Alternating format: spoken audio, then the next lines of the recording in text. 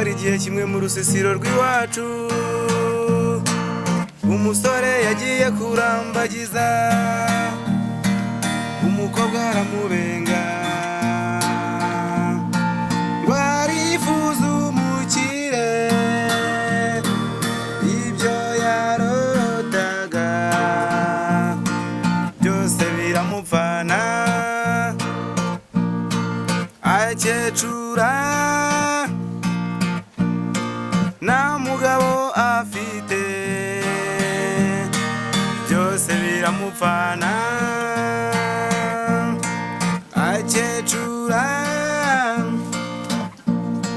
nta mugabo yigiriye.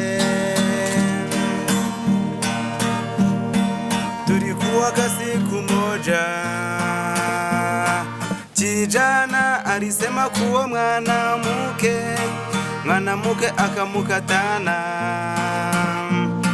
yule maskini wake.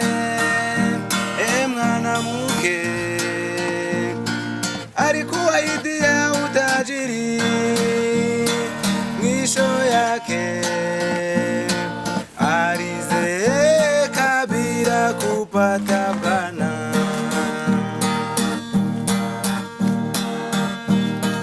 Hari igihe kimwe mu rusisiro rw'iwacu